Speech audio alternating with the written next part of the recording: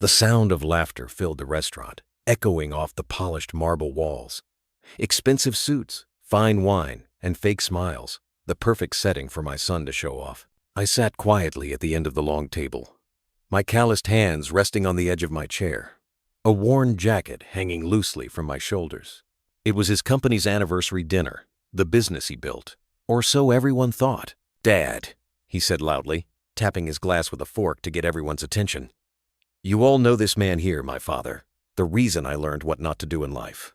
The crowd laughed politely, unsure how to react. My throat tightened.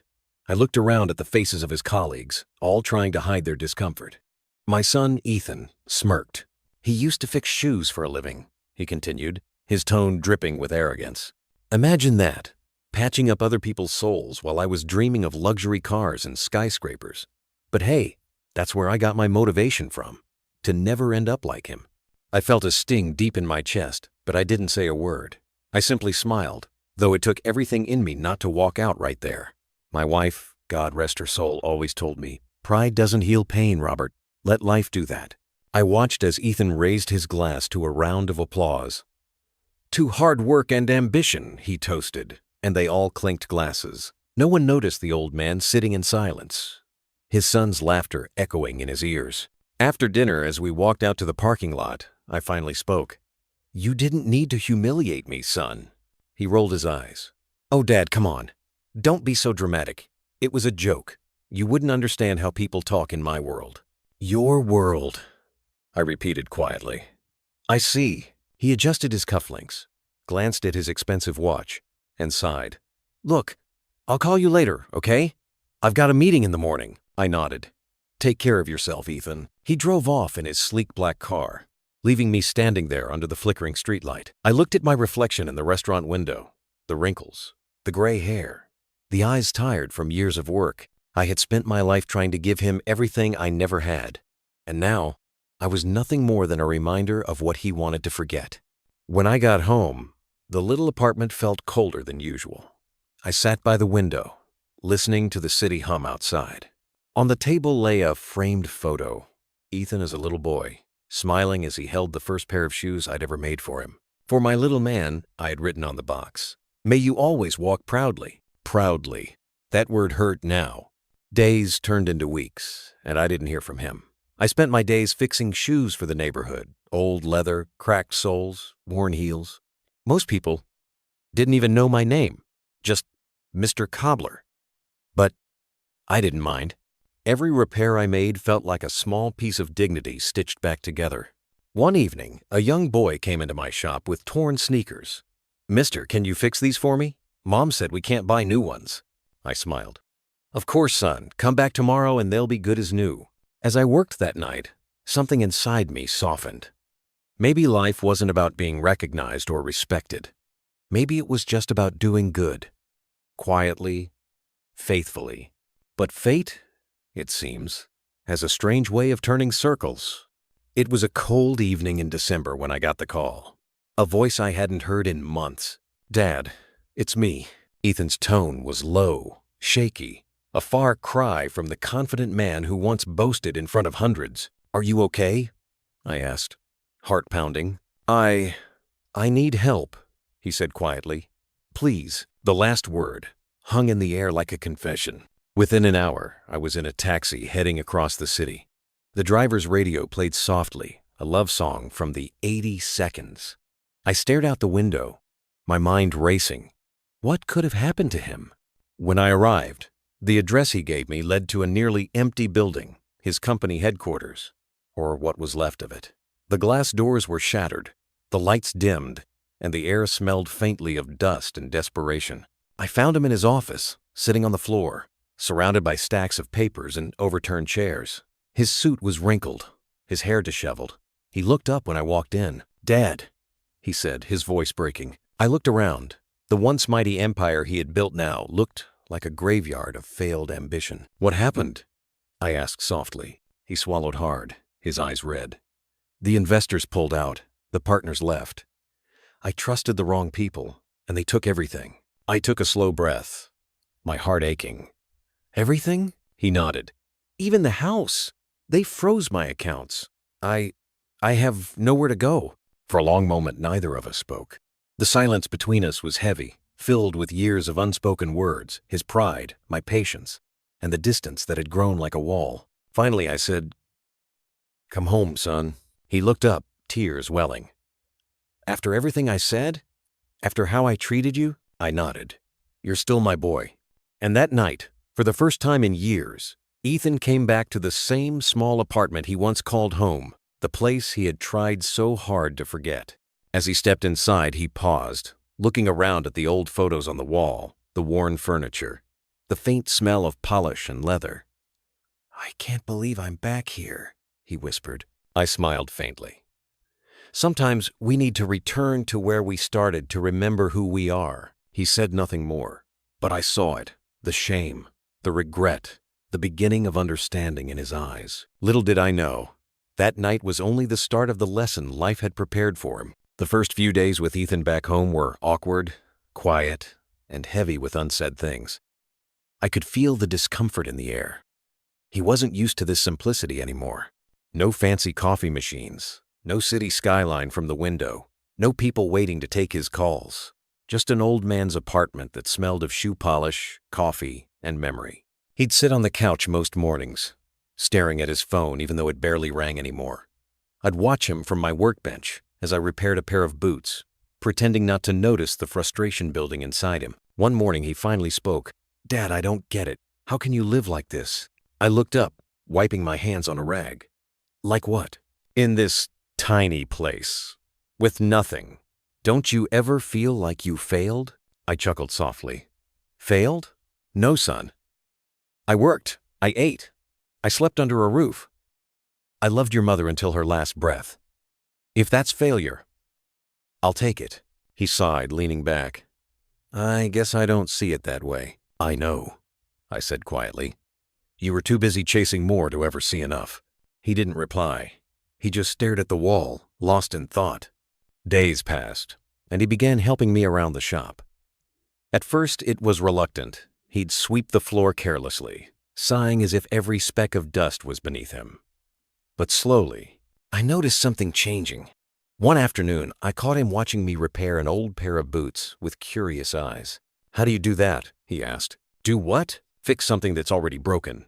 Like, it's nothing." I smiled faintly. "Because I don't see it as broken. I see what it can still become." He nodded slowly, almost to himself. That was the first crack in his wall of pride. A few nights later, as we ate dinner, plain soup and bread, he asked, "Dad, do you ever regret not doing more with your life? I mean, you could have built a business, hired people, made something big." I looked at him and said, "I did build something big, Ethan. Your mother and I worked every day to give you the chance to dream. That was our business. You just forgot who the real investors were." He looked down, his spoon frozen halfway to his mouth. The silence between us was thick, but it wasn't the old kind of silence. It was the heavy, meaningful kind that follows realization. That night, I lay awake in bed, thinking about how life had flipped our roles. I once carried him when he was small, guiding him through fear and mistakes. Now, I was watching him stumble through the consequences of his own arrogance, praying he'd find his way back to humility. In the following weeks, Ethan began showing small changes. He stopped sleeping in. He started helping customers at the shop, shyly at first, awkwardly greeting them. I noticed how some of the older clients smiled at him, probably recognizing a younger version of me in his eyes. One afternoon, an elderly woman came in with a broken purse strap. She was frail, her hands trembling slightly as she placed it on the counter. "Can you fix it, dear?" she asked. Before I could answer, Ethan nodded. "Yes, ma'am. Leave it to me." He took it to the workbench and fumbled with the tools, nearly breaking the buckle. I tried not to laugh. "Easy there," I said, walking over. "You don't force the metal, you listen to it. Every mark tells you what it needs." He watched closely as I worked, the same way he used to when he was a boy. When the job was done, the old woman smiled and handed him a few bills. Ethan shook his head. "No, it's okay. You don't have to pay." She smiled softly. "Oh, but I do. Not for the repair, for the kindness." When she left, Ethan just stood there quietly, the money still in his hand. "Feels different, doesn't it?" I asked. He nodded slowly. Yeah, it does. That evening, as we locked up the shop, he said something I hadn't expected. Dad, I used to think money was the only thing that proved a man's worth. But seeing how people trust you, respect you, maybe worth isn't about numbers after all. I smiled, placing a hand on his shoulder. No, son. Worth is about what you give, not what you keep. A few days later, as if life wanted to test his newfound humility, someone knocked on our door, a man in a tailored suit. He was one of Ethan's former business associates. Ethan, the man said coldly, I need you to sign these. Legal documents. The bankruptcy settlements are final. Ethan's face went pale. You're taking everything? Everything tied to your name, the man said, glancing briefly at me with mild disdain. Sorry, that's how business works. He handed Ethan the papers and walked out without another word. Ethan sank onto the couch, the papers trembling in his hands. It's all gone, he whispered. Every last thing. I sat beside him. Then maybe it's time to build something that can't be taken. He looked at me, confusion clouding his eyes. Like what? Character, son, I said. No one can repossess that. That night, he didn't eat. He just sat by the window, staring into the darkness. I wanted to say something, but I knew this was a storm he had to weather alone. Life was giving him the same lesson I'd tried to teach for years, only now it was written in pain. The next morning, I woke to the sound of movement in the workshop. When I peeked in, Ethan was already there, sleeves rolled up, trying to fix an old pair of boots. Morning, he said softly. Morning, I replied, surprised. You're up early, he smiled faintly. Couldn't sleep. Figured I'd start learning. And that was the moment I knew. Something in him had shifted. Life had finally done what my words never could. It had humbled him. Over the next few weeks, the rhythm of our days changed. Ethan was no longer the man who walked into my home full of pride and resentment. He was quieter now, more observant. Sometimes, I'd catch him staring at his hands, as if trying to remember who he used to be. He began taking small repair jobs seriously. The same son who once mocked me for wasting time on old shoes, now carefully mended soles, polished leather, and smiled when customers thanked him. But every evening, after we closed the shop, he'd linger by the counter, lost in thought. One night, I finally asked, "What's on your mind, son?" He hesitated, then said, "Do you think people can really change, Dad?" I looked at him for a moment, seeing the uncertainty in his eyes. "I think people don't change because they have to. They change when they hurt enough to want to." He nodded slowly, his gaze dropping to the floor. "Then maybe I'm changing for the right reasons." That was the first time I saw something I hadn't seen in years. Humility, raw and real. A few days later, an opportunity came that would test that new humility. A woman walked into the shop holding a large, scuffed leather briefcase. She was dressed well, professional, confident. She placed it on the counter and smiled. "I heard this is the best repair shop in town. Can you fix it?" I smiled politely. "We'll do our best, ma'am." Ethan looked up, his face suddenly pale. He knew her. "Ethan?" she said in surprise. "Is that really you?" "Clara," he murmured. "Wow, it's been years." The air grew heavy. Clara had once worked for Ethan, his assistant, back when he ran his company. I remembered her name only because he used to brag about firing her for being too slow. Clara looked around the shop, her eyes landing on me before turning back to him. "So this is where you've been?" Ethan forced a weak smile. "Yeah, life took some turns," she nodded, sympathy softening her tone. "I heard about the bankruptcy. I'm sorry. That must have been hard." Ethan just nodded, unable to speak. When she left, he sat in silence for a long time, staring at the repaired briefcase she'd promised to pick up later. I could see the storm brewing inside him. Shame, regret, guilt. Finally, he said quietly, "Dad, she was one of the people I treated terribly. I thought I was doing what leaders were supposed to do, being tough. But I was just cruel." I placed a hand on his shoulder. "Then maybe it's time to make things right." That evening, he stayed late in the shop, cleaning and restoring Clara's briefcase as if it were made of gold. Every stitch, every polished stroke, it wasn't just a repair job anymore. It was redemption in motion. When Clara returned the next day, she was surprised to see Ethan waiting by the counter. He handed her the briefcase and said softly, "I owe you an apology. Not for what happened with your bag, for what I did years ago. I was arrogant, and I hurt good people like you. I'm sorry." Clara blinked, taken aback. For a moment, she said nothing, then smiled gently. "Ethan, that means more than you think. We all make mistakes. What matters is that we learn." She turned to leave, but before she did, she looked at me and said, "You raised a good man, Mr. Collins. Maybe he just took the scenic route to find himself." After she left, Ethan stood there silently, his eyes misty. He didn't say anything, but he didn't need to. I could see it written all over his face. He'd finally forgiven himself, but life, as always, wasn't done testing him. A week later, I fell ill. Nothing too serious at first, just fatigue, a cough that wouldn't quit. But soon, it got worse. My hands trembled, my breath grew short, and I could barely stand at the workbench. Ethan rushed me to the hospital. Sitting beside my bed, I could see the fear in his eyes, the same fear I'd felt when he was a child with a fever. "Dad, you'll be okay," he said, holding my hand. "I promise I'll take care of everything." I smiled weakly.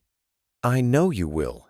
The days in the hospital were a blur. Machines beeped, nurses moved like shadows, and time felt heavy. But through it all, Ethan never left my side. He brought food, stayed late, and even managed the shop on his own. One evening, I woke up to find him dozing in the chair beside me, his head resting against the wall. My heart swelled with quiet pride. That was my son, not the man of wealth and ego he once was, but the man I'd always hoped he'd become. When I was discharged, I returned home to find the shop spotless, the shelves organized, and a new sign outside that read, "Collins & Son Shoe Repair, serving with heart." I stood there staring at it, my throat tight. Ethan walked up behind me. "Thought we could make it official," he said. I turned to him, unable to hold back the tears. "You have no idea how proud I am of you, son." He smiled faintly. "Guess I just needed to lose everything to find what mattered." I nodded. Sometimes the only way up is to fall first. From that day on, we worked side by side, not as a father trying to save his son, but as two men finally understanding each other. The months rolled by quietly, almost too quietly. The shop had never been busier.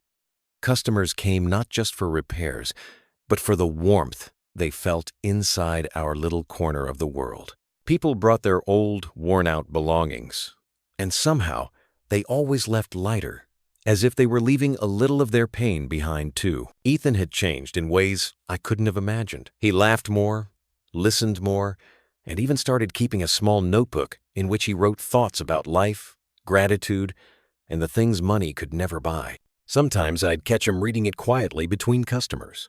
But every transformation comes with one final test. One afternoon, a sleek black car pulled up outside the shop. A man in a designer suit stepped out, confident, arrogant, and instantly out of place among the modest surroundings. He pushed the door open and walked in, his cologne hitting the air before his voice did. "Well, well, Ethan Collins. Didn't think I'd find you here." Ethan froze. Victor was his former business partner, the one who had manipulated him into signing the papers that led to his downfall. The one who walked away with everything while Ethan took the blame. "What do you want?" Ethan asked, his tone calm but cold. Victor smirked. "Relax. I'm not here to gloat. Actually, I came to offer you something." "An offer?"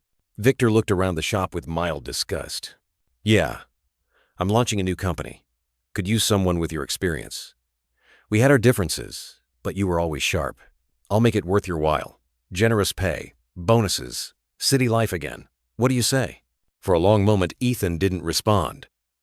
I watched from behind the counter, my heart pounding. This was it, the real test. He glanced around the shop, at the tools, the wooden shelves, the soft hum of the radio in the corner. Then he looked at me. Finally, he turned back to Victor and said quietly, "I appreciate the offer, but no, this is where I belong." Victor blinked, surprised. "Here? Fixing shoes?" Ethan smiled softly. "Fixing lives too, starting with my own." Victor laughed bitterly. "You've lost it, man. You could have had everything again. I already do, Ethan said. Peace, purpose, family, things you wouldn't understand. Victor scoffed, muttered something under his breath, and stormed out, the sound of the doorbell echoing like a closing chapter. When he was gone, Ethan turned to me, a faint smile tugging at his lips. Guess I passed the final exam, huh? I laughed, clapping him on the shoulder. You didn't just pass, son. You rewrote the course. That evening, we sat outside the shop, watching the sunset spill gold across the quiet street. Ethan leaned back in his chair and said, You know, Dad, when I was rich, I thought happiness was something you could buy. Now, I realize it's something you earn, one honest day at a time. I nodded slowly. You finally understand what I tried to tell you all those years. He smiled. Yeah, I just wish I'd listened sooner. Doesn't matter, I said. You found your way. That's all that counts. For the first time in years, I felt like my job as a father was complete. But life, in its quiet wisdom, wasn't done writing our story. A few weeks later, I received a letter from the town council. They wanted to honor me for decades of service to the community. At first, I refused. I didn't like attention. But Ethan insisted we go. You've spent your life fixing everyone's souls, Dad. Maybe it's time they fixed your soul a little too. The ceremony was small but heartfelt. Old customers, friends, neighbors, they all came. When my name was called, I stood up slowly, feeling the years in my knees but strength in my heart. Ethan stood beside me, smiling proudly. As I accepted the plaque, I said, This shop was never just about repairing shoes. It was about giving people something to stand on, hope, dignity, and second chances. I didn't do it alone. My son has taught me as much as I ever taught him. The crowd clapped, and Ethan's eyes glistened. Later, when we got home, he placed the plaque on the shelf above the counter and said quietly, You know, Dad, I think Mom would have been proud. I looked at him, my throat tight. She is, son, every day. In the weeks that followed, the shop became something more, a place where stories lived. People started dropping by not just for repairs, but to talk, to share, to listen. Ethan even started filming short videos, telling little stories about kindness and redemption, inspired by what he'd lived through. One evening, he showed me a clip on his phone. In it, he said, This is my father. He taught me that strength isn't about money or power. It's about patience, love, and forgiveness.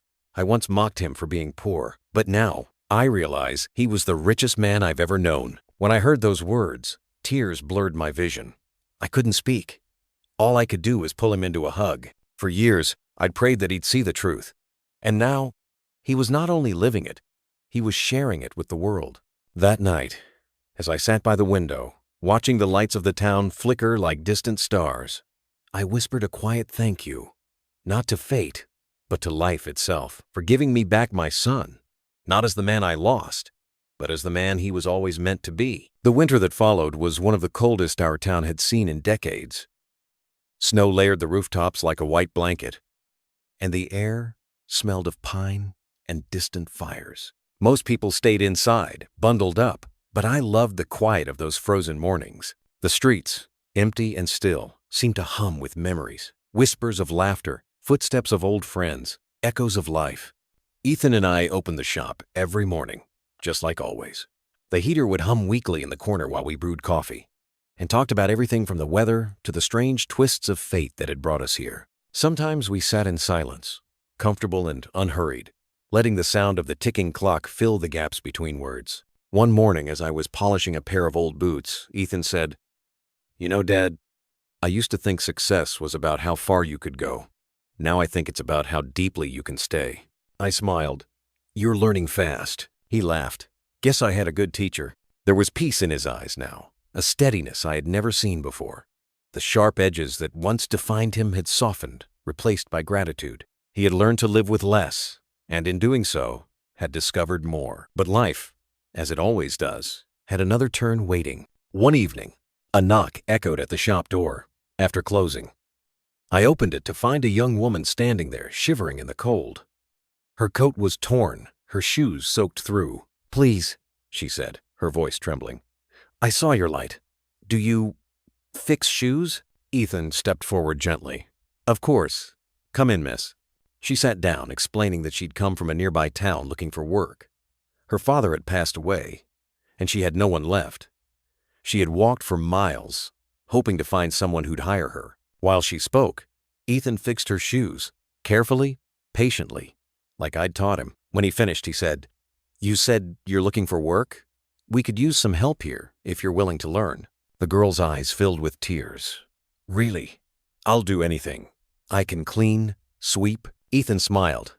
"You'll learn everything, starting with shoes." Watching him in that moment, I saw a reflection of myself from years ago, the same kindness, the same instinct to give.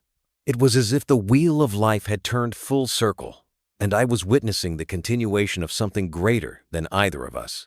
Days turned into weeks, and the girl, whose name was Lily, became part of our small world.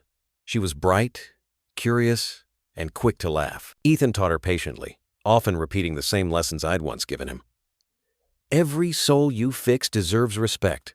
You're not just mending shoes, you're mending journeys." Sometimes, as I watched them work together, I'd step outside, letting the winter air sting my face. I felt proud, not of what I'd achieved, but of what I was leaving behind. My legacy wasn't a fortune or a building. It was a man who had once lost everything and found his soul again. But my body was growing weaker. I could feel it in my bones, in the heaviness of my breath. The years had finally caught up with me. I didn't say anything at first, not wanting to worry Ethan. But one morning, as I was reaching for a shoebox on the top shelf, a wave of dizziness hit me. Before I knew it, the world tilted, and everything went dark. When I woke up, I was in the small hospital room, the same one where I'd once lain helpless years ago. But this time, I wasn't alone. Ethan was sitting by my side, his hands clasped tightly around mine, eyes red and weary. "Dad," he whispered, his voice breaking, "don't you dare leave me now." I smiled weakly. "I'm not going anywhere yet, but, son, life's telling me to slow down." He shook his head. "You're going to be fine. You have to be. We still have work to do." I squeezed his hand. "You already did the work, Ethan. You became the man I always hoped you'd be. That's more than enough." Tears filled his eyes, and for the first time since he was a boy, he buried his face against my arm, crying openly. I rested my hand on his head and whispered, "It's all right to cry. It's how the soul breathes." After a few days, I was discharged. My strength never fully returned, but I didn't need it. I spent most days sitting near the shop window, watching the world go by while Ethan and Lily worked. They laughed often, and every so often, Ethan would bring me tea, saying, "Rest, Dad. I've got this." And he did. The shop thrived, not because of business, but because of the warmth that filled it. People came just to feel that energy, to hear Ethan's gentle words, to watch Lily learn, to say hello to the old man in the corner who always smiled. One afternoon, as the golden sunlight spilled across the floor, Ethan came over and sat beside me. "Dad," he said softly, "you remember when I used to mock you for being poor?" I nodded. "I remember," he smiled faintly. "I was blind. You weren't poor at all. You had everything that mattered, and now I see it. I just wanted to say thank you for never giving up on me, even when I didn't deserve it." My throat tightened. I reached out and took his hand. "That's what fathers do, son. We see the man inside the boy, even when the world can't." He smiled and whispered, "You saved me, Dad." I looked out the window, watching the sun dip behind the hills. "No, son, you saved yourself. I just waited long enough for you to find the light." That night, after closing, Ethan and Lily sat with me as we shared a simple dinner. There was laughter, warmth, and a quiet joy that filled the room. I realized then that even if my time was nearing its end, I had lived fully, and my story, our story, would continue through them. The next morning, I woke before dawn. The world outside was still, painted in soft shades of blue. I looked around the shop, the walls lined with memories, the smell of polish, the tools neatly arranged. Then I whispered to the silence, "Thank you." When Ethan came in an hour later, he found me sitting peacefully in my chair, my hands folded, my face calm. He didn't cry right away. He just stood there, looking at me for a long time, then smiled through the tears that came later. That evening, he kept the shop open, just like I always did. People came by when they heard the news, neighbors, friends. even strangers whose shoes I'd once fixed. They shared stories, laughter, tears. Ethan spoke softly to the small crowd that gathered. My father wasn't just a shoemaker. He was a builder of souls. I used to mock him for what I thought he lacked. But now I know. He was rich in the ways that truly matter. He gave me back my life. Years later, people still talk about the old man and his shop, how his kindness shaped a generation. And on quiet nights, when Ethan closes the shop and turns off the light, he can almost hear my voice whisper, "Keep walking, son. Keep fixing what's broken." Because love, the kind built on forgiveness and time, never really dies. It simply changes hands.